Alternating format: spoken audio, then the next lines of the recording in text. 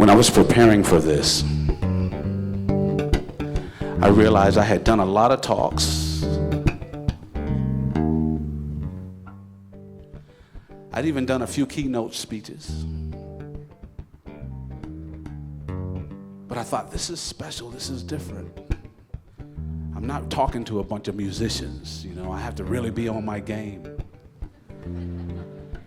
So I actually wrote a speech.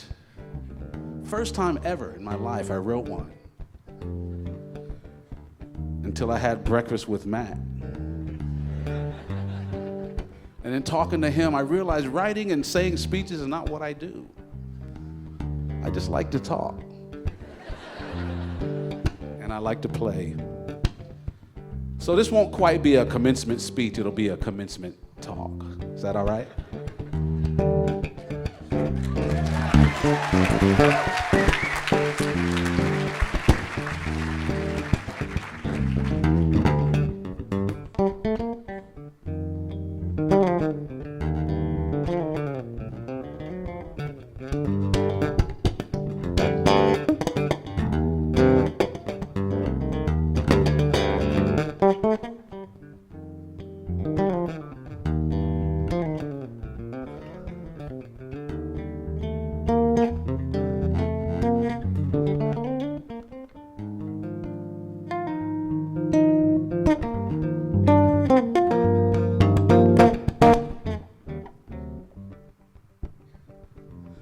So as Matt said, I played music most of my whole life. I was born into it. And it's true, I've gotten a lot of awards. I've been praised.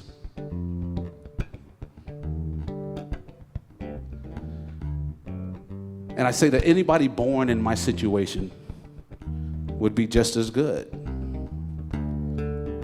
So I don't really look at that. I appreciate the fact that people love what I do, because I would do it anyway. But the fact that my peers love it is a bonus. But as my parents always said, they weren't so concerned about what we did, but they were concerned with who we are, who we were as people. And if what we did didn't make us better people and make those around us better people, they questioned whether it was worth doing. So when we were little kids and getting awards and things like that and getting praise, because we were young when we were doing a lot of these kind of cool things. And people would always, credit the parents and things. And my parents would say, well, as much as they play, they should be good. We don't care about that. Who wouldn't be good, right?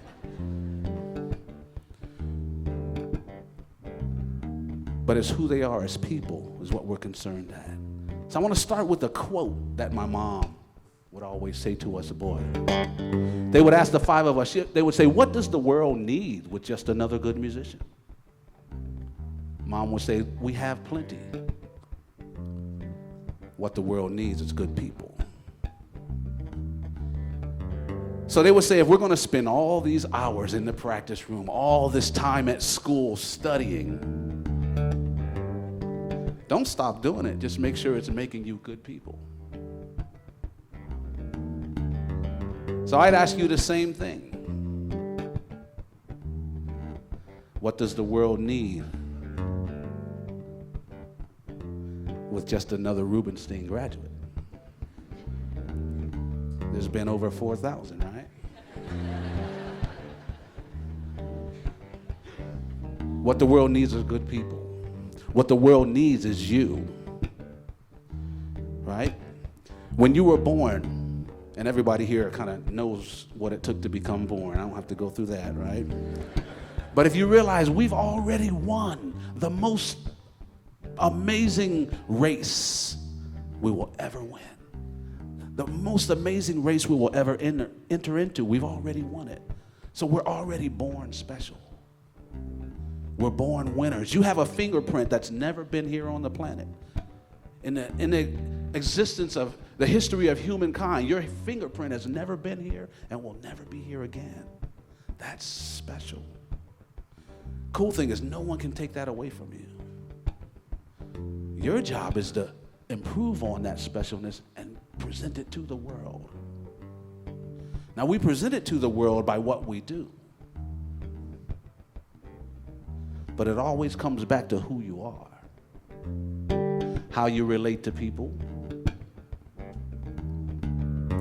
Because when you leave here, believe it or not, the people more than likely you're going to associate with, some of them are sitting right next to you. So it's how they see you today might determine how they see you tomorrow.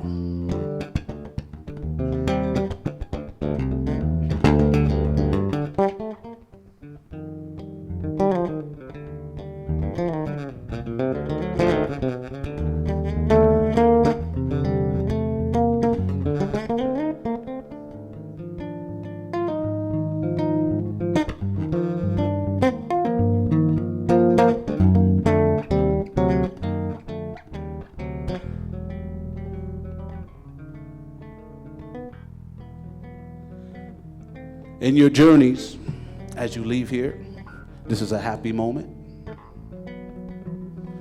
But all the moments that come forth may not be that happy.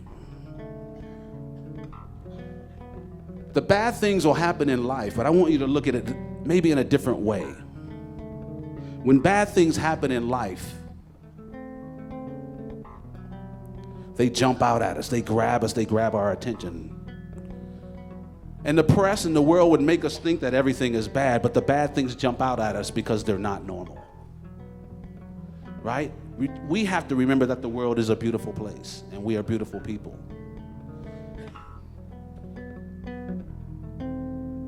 Because the bad things jump out at us, that is proof.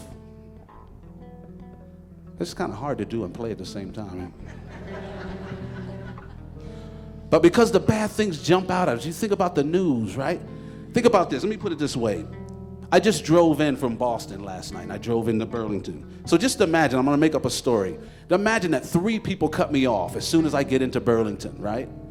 What do? I do what everybody does. I curse the whole city. I say, none of these people in Burlington can drive, right?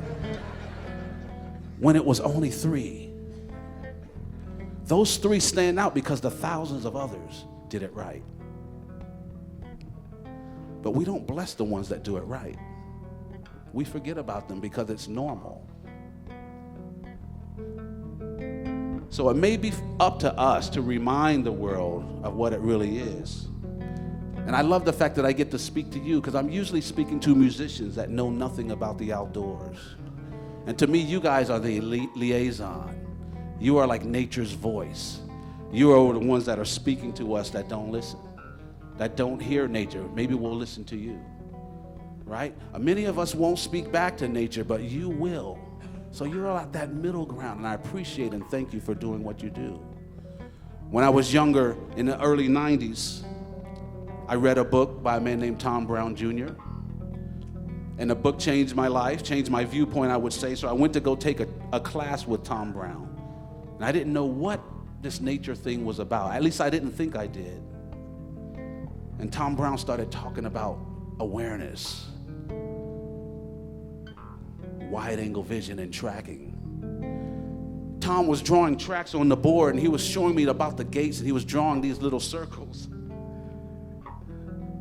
And in my mind, because I was thinking musical, I took these little tracks and put little stems on them, and in my mind, I made them into musical notes.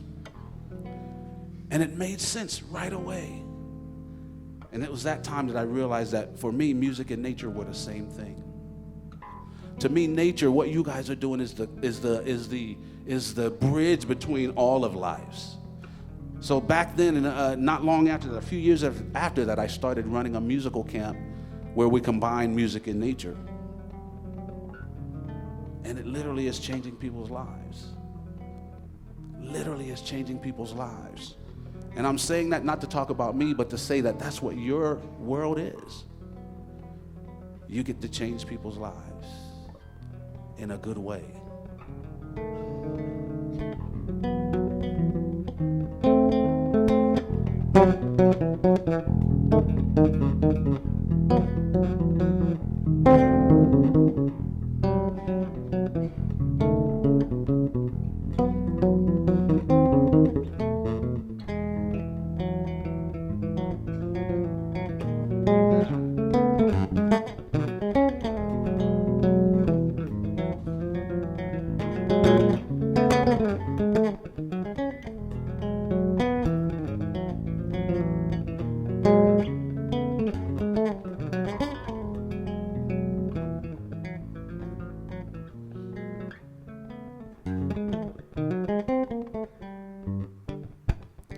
I've been working with a man named Bela Fleck for over 20 years.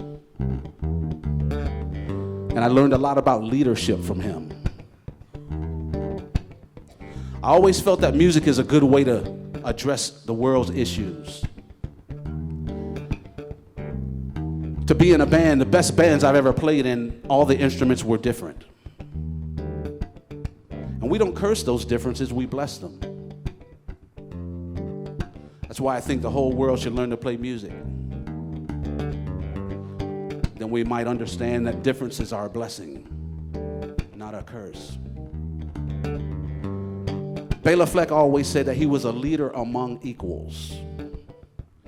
Even though the band had his name in it twice,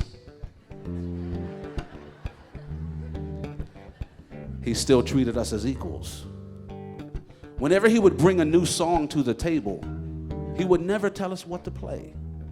He would just play his part and allow us to hear the song fresh. Bela recognized that I would probably come up with a better bass part than him. I've never written a banjo part for him. So he would let me hear the song and come up with my own part. And as simple as that was, I realized that's the way to lead. He led in a way that brought out the best in us. If he had just told us what to play, he would have gotten his idea across. But I wouldn't have grown from it as much. So as you guys go out and become world leaders, which many of you will, lead in a way that brings out the best in people. And be a leader among equals.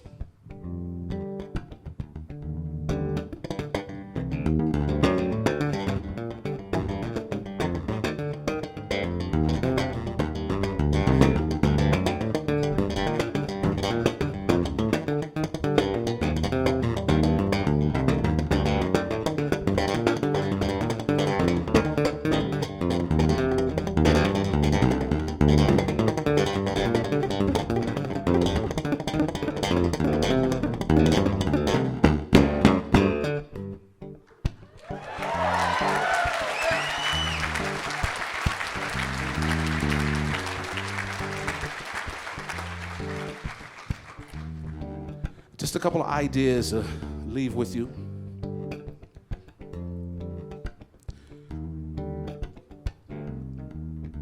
You're going to need a lot of guts to get out there and do what you do. For some of you, when I was getting an explanation of what a lot of you are going to be doing after you graduate, a lot of your jobs are, I would say, are a thankless job. You won't get the awards that I've gotten for just plucking on some strings, right? But I hope you're like me and not do your job for awards, but to do it because it's right. Because it's what the world needs.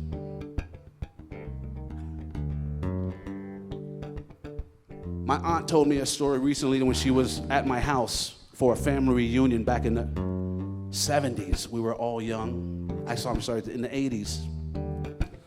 And my aunt said my mom was up pacing in the middle of the night, and she asked my mom what was going on. My mom was agitated. She said, my mom said, all my friends are getting on me because I didn't go see my sons play at the Coliseum. And they think, well, you don't care about your son. You didn't. She said, I don't need to see them. I know my sons. I've been knowing them my whole life. I've been seeing them play every day. I don't need to go see them at the Coliseum. She said, my friends think my sons are special because they play at the Coliseum. And the thing I didn't say is at this family reunion, we had probably 60 people. One of my brothers was sleeping under the kitchen table. Another one was in the chair. Another one was sleeping in the garage, you know. And my mom said, I don't care that they're getting awards and the fact that they're playing at the Coliseum. She said, I care about the fact that they'll play at the Coliseum and then come home and sleep on the floor.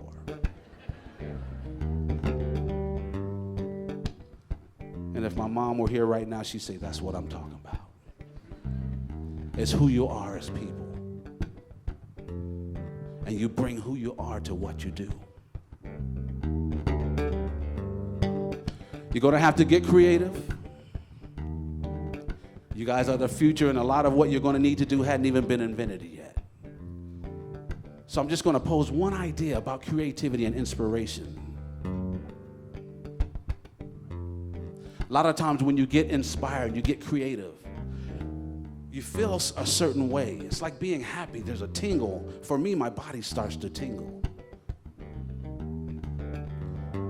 I say the next time it happens, you feel creative. Maybe like today, remember this feeling. Put it in a data bank somewhere and remember what it feels like. It's one of the things I have learned to do through a lot of training with people like Matt and my other nature friends. I've learned the creative process, the inspiration process in reverse. When I need an idea, I create the feeling. I remember what inspiration feels like. And I can create the feeling, and the inspiration arrives, it shows up. So practice it. It might work.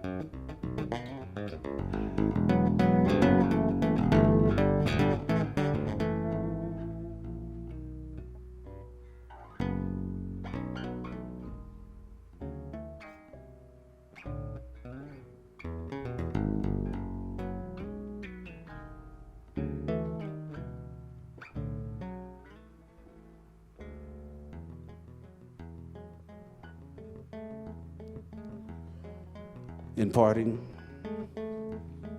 just want you to imagine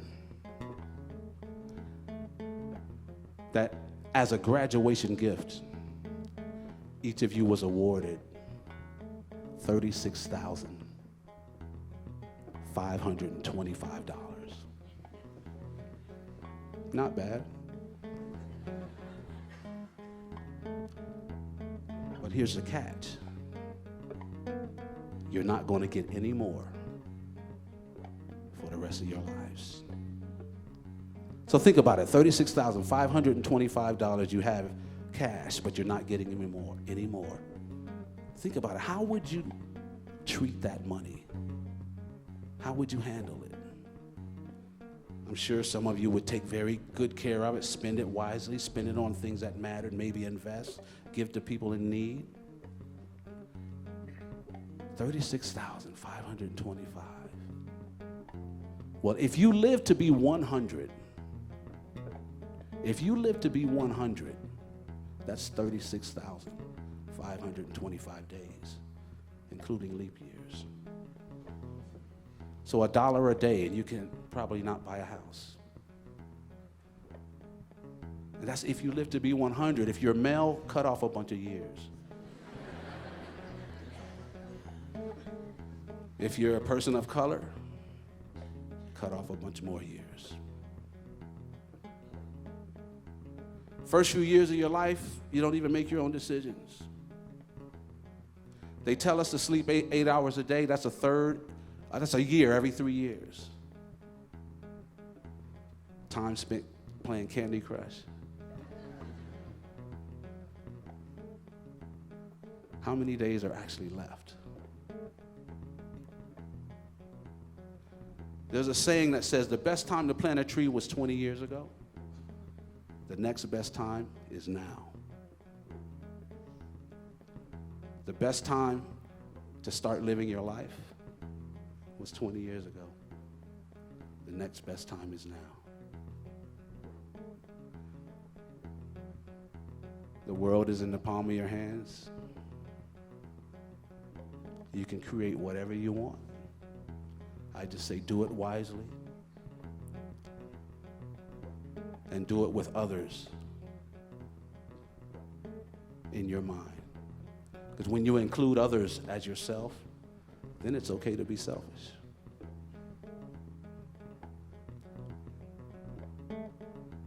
My name is Victor Wooten, and I congratulate you guys. And I thank you in advance for all the beautiful work you're going to do.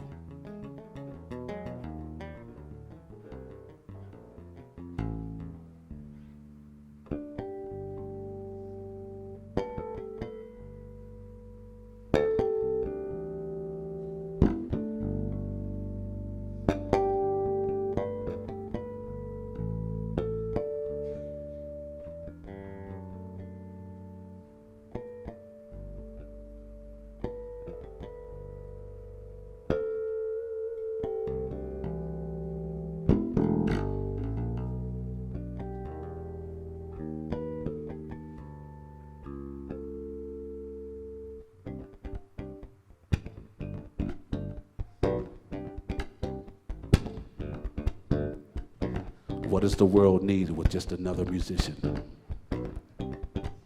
What the world needs is good people. Thank you, Mom. When the going gets tough, that's a positive signal to keep charging. Thank you, Daddy.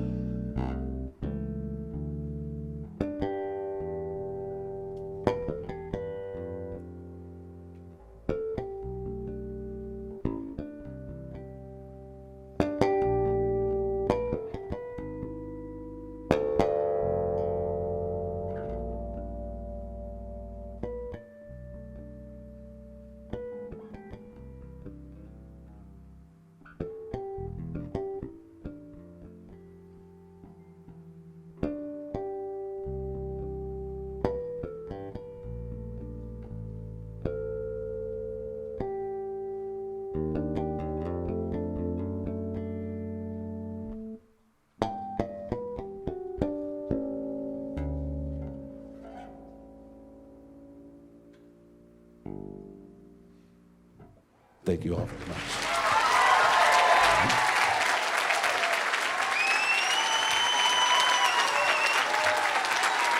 Thank you all. Y'all are graduates. I love you. Thank you very much.